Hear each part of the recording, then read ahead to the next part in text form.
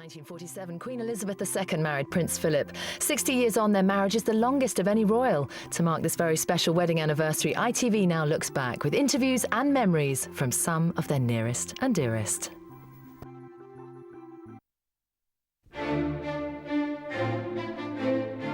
It was the fairy tale romance that captivated a kingdom. They were the darling couple of the empire, and there's no other way of putting it. A glamour-starved populace were enthralled by the wedding of the century. The beautiful young princess and her dashing young prince. She blossomed into a very beautiful young woman with that dazzling complexion. And he really looked like a kind of Viking god.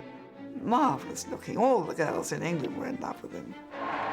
It's a love story that has survived the test of time. On the morning of the wedding, Prince Philip said, "Am I being very brave or incredibly foolish?"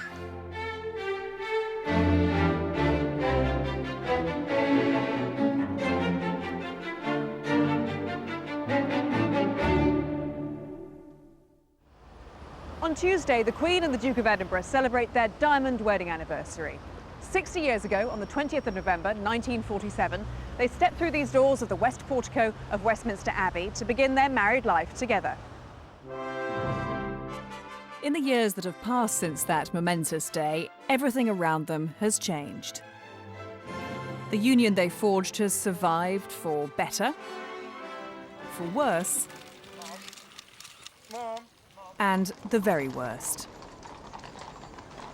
They've stayed together for 60 years, making theirs the longest marriage of any reigning monarch, and a symbol of commitment and continuity for the whole country. The great thing about the Queen's relationship with the Duke of Edinburgh is that it is a partnership, and it's a partnership not only for us as a family, but it's also a partnership in terms of the country. It's such a challenge for any working family, isn't it? Juggling home life and work life. And of course, in the case of the Queen and the Duke of Edinburgh, they had an extremely busy national duty, and yet they did seem to manage to juggle that very successfully. Well, everything's a juggle, and it doesn't make any difference in the sense of, even my experience of having two children. You do have to juggle your responsibilities with your family life.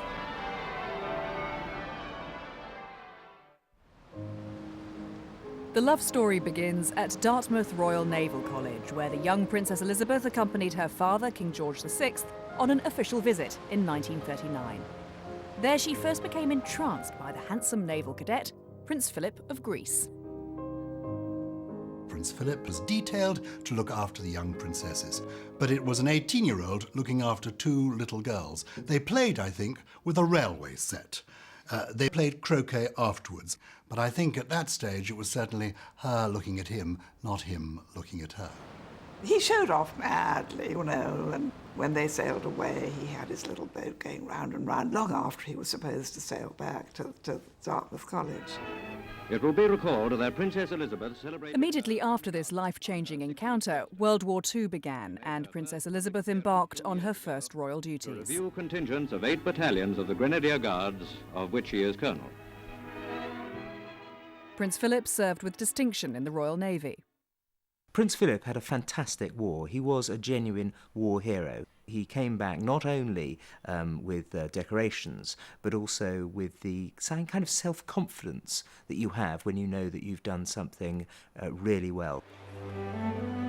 Prince Philip and Princess Elizabeth had grown closer during his wartime leave, but it wasn't until Lady Patricia Mountbatten's wedding in 1946 that the wider public realised something was afoot. He was an usher, she was a bridesmaid. He is taking the coat from Princess Elizabeth, and they were sort of looking at each other. And I think this was the first time that anybody outside the family, or certainly the press, thought, oh, what may be happening here? As rumours of a royal romance spread, King George took the whole family on tour to South Africa to insulate Princess Elizabeth from the fevered speculation back home. I think the delay was imposed for two reasons. On the part of George VI, because he wanted his daughter to reflect on it, grow up a little bit more. And on the part of Queen Elizabeth, because I think she had reservations about Prince Philip. Let me begin by saying thank you. The princess turned 21 while she was in South Africa.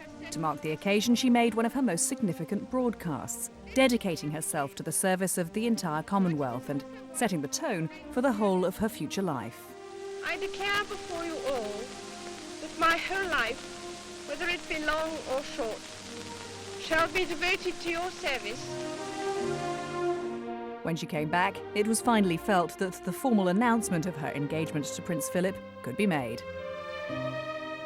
I think she fell in love with Prince Philip when he went down to Dartmouth, and when she blossomed into a very beautiful young woman with that dazzling complexion. And so he fell too. He, of course, really looked like a kind of Viking god, you know, very tall, very blonde, marvellous looking. All the girls in England were in love with him. There were some people who were concerned that Prince Philip wasn't bringing very much money into the royal family. He wasn't going to have a bean to contribute. But it didn't matter to the three people who mattered: Princess Elizabeth, of course, and her parents. And so the stage was set for the wedding of a lifetime. The enchanting young heiress to the throne of England and her own Prince Charming. The wedding, set for the 20th of November 1947, was to be a blessed relief from the austerity of the post-war period.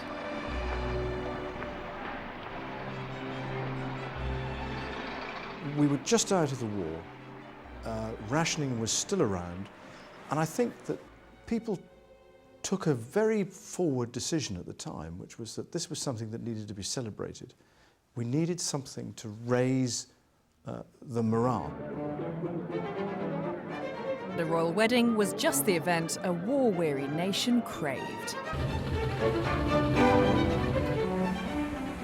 The wedding dress was made of ivory silk satin, specially spun in Braintree in Essex, and designed by Norman Hartnell, who had a workshop in London's Mayfair. So this was the sketch that Princess Elizabeth chose for her wedding dress? Yes. I remember seeing the sketch when he brought it to the table, and beautiful. His sketches were absolutely beautiful. It was stunning, wasn't it? I did finish the sleeves. I also made the buttons for the sleeves. What other bits did you work on? I worked all the buttonholes down the back of the dress. And I bet there were a lot of those. I think there were 20 or 22, and I've got a sample of the buttonholes. There we are, I practiced. I had to practice. Those stitches, Betty, are minute. And I had never worked a buttonhole. I'd never done a buttonhole before. So how much did you have to practice then? Quite a lot. A bit of embroidery, that's marvellous. The dress was covered with tiny pearls arranged as white roses of York, entwined with ears of corn embroidered in crystal. Norman Hartnell did his stuff, and he came back from a visit to the Far East, and when he was asked what he had to declare by customs, he said 10,000 pearls for Princess Elizabeth. The day is November the 20th, 1947. The time, 11 o'clock. A nation and a world watch. Once only in As the crowds gathered and the bridesmaids were beginning to get nervous, the bride herself was a model of composure. She was very reassuring to us all and put us at our sort of ease. And I mean, it must have been very nerve-wracking for her, but she never showed any sign of it. I mean, she's very good at that. The run-up to the wedding was not without its fraught moments. At the last minute, some flowers went missing. They were being kept cool in a room somewhere. Queen Mary's tiara, it snapped just as it was being put on. And worst of all, the double string of pearls, the gift from the King and Queen to Princess Elizabeth, was missing. Here was this beautiful young princess and very handsome young prince. And it was a sort of fairy story come true. It was a wonderful event. We hadn't had anything like it for years. For a generation, we hadn't been able to put out flags, dress up, and have a party. And that's what the royal wedding gave people. Weddings are supposed to be a party. Weddings are a joyous occasion for everybody to get together and to have a wonderful time. And I'm sure that from my experience of my wedding and the wedding of my elder brother, they would have had just as much fun at the Queen's wedding as they did in my experience. There were 8 of us as bridesmaids. I was just 18, and it was lovely. It was all a wow.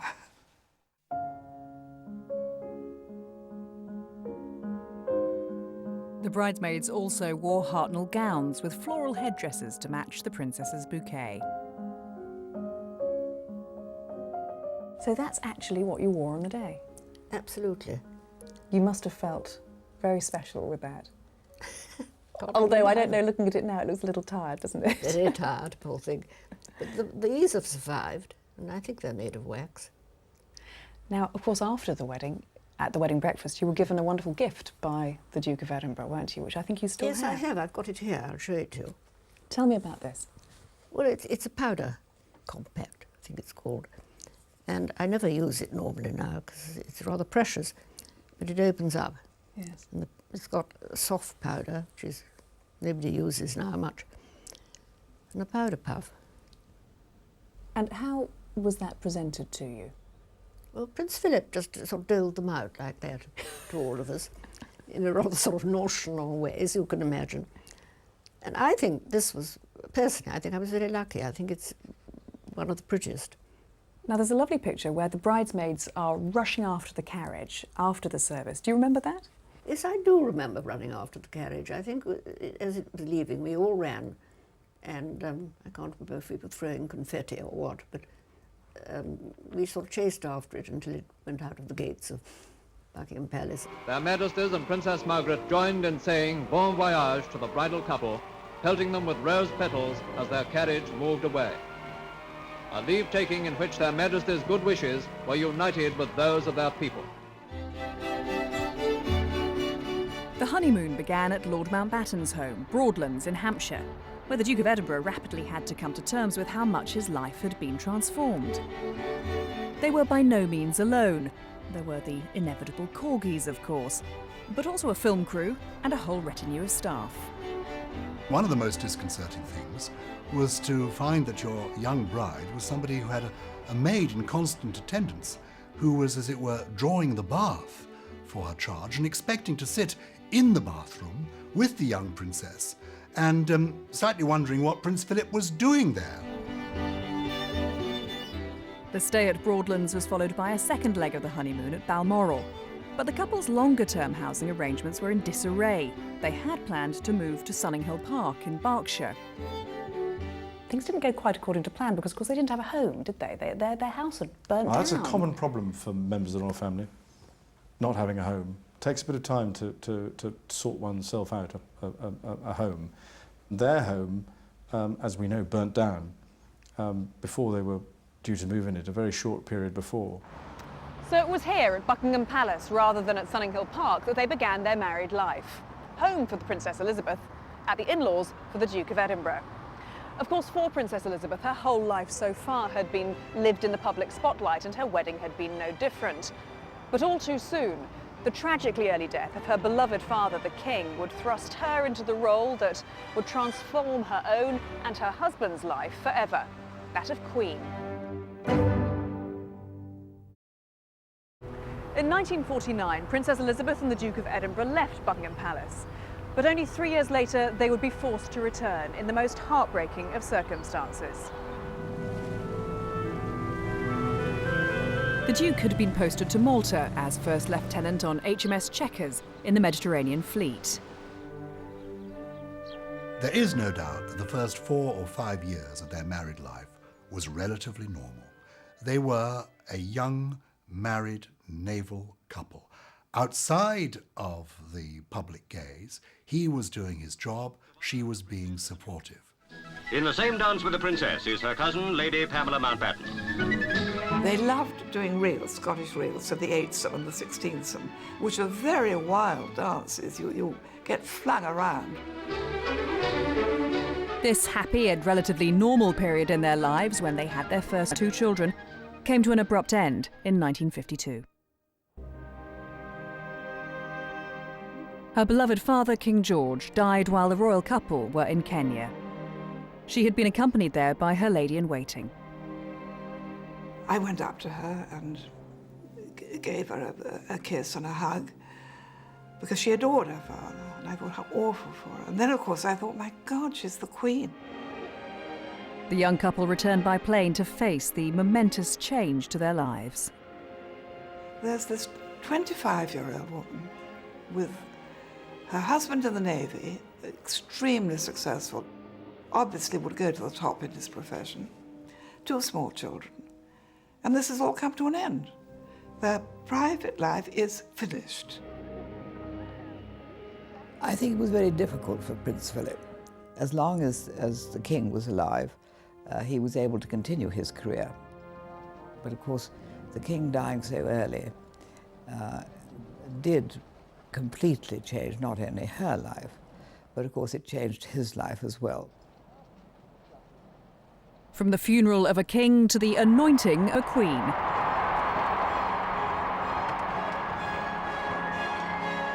Queen Elizabeth II's coronation in June 1953 was the first to be televised. The unprecedented public interest guaranteed that, from now on, the royal marriage would more than ever be lived very largely in the public eye. It was a day like no other. I mean, it was so awe-inspiring, really. No Hollywood director could ever think up something as magnificent as that. And she looked so vulnerable and so delicate.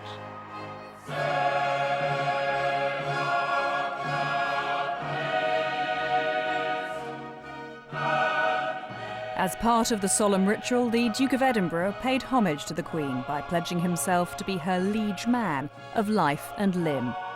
It was the first taste of his future life, standing perpetually just to one side of the Queen. What he was doing there was pledging complete loyalty to his wife. He stuck to that, and it's an important part of their relationship. From her broadcast as a princess to her coronation oath, the Queen had promised to carry out her role faithfully, and now she threw herself wholeheartedly into her royal duties, with the Duke of Edinburgh loyally at her side.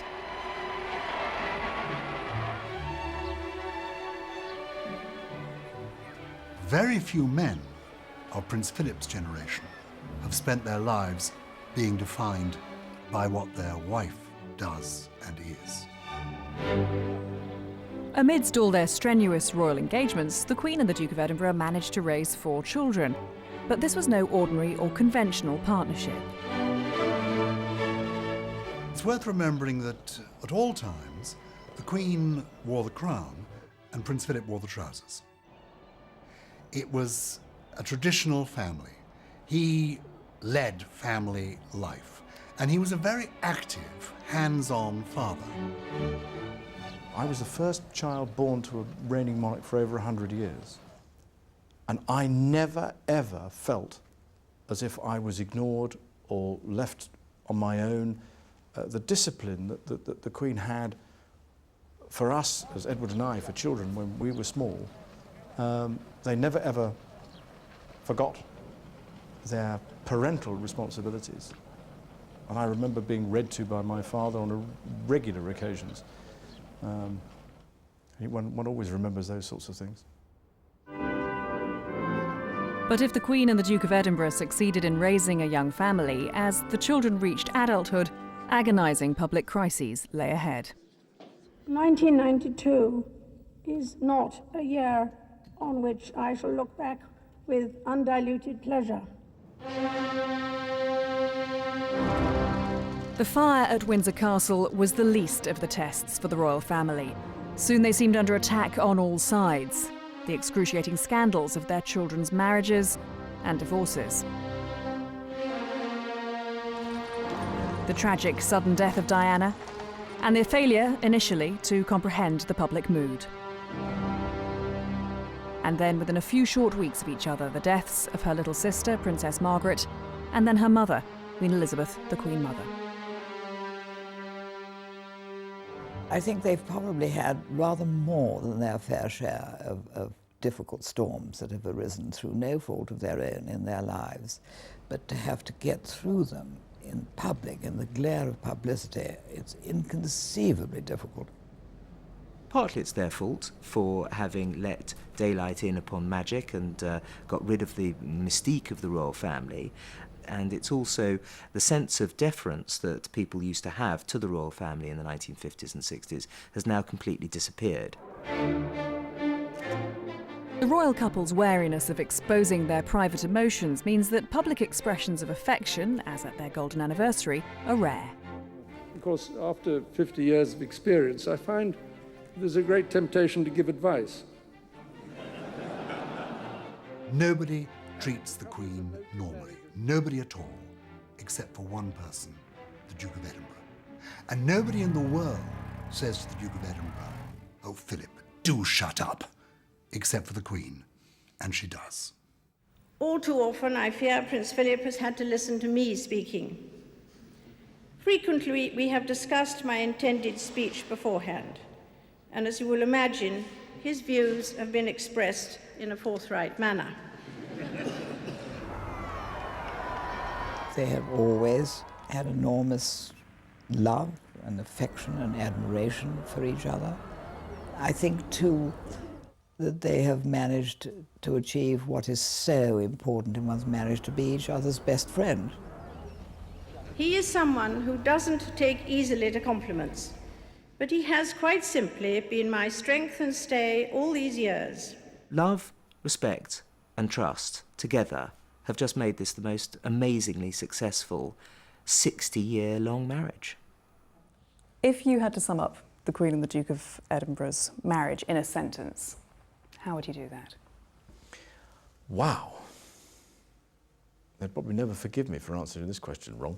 I would say that it is a partnership between two people. Compromises have to be met on both sides to make that partnership and marriage work. Now that's a wonderful thing to say, and sadly I haven't been able to live up to that quite as much as my parents have.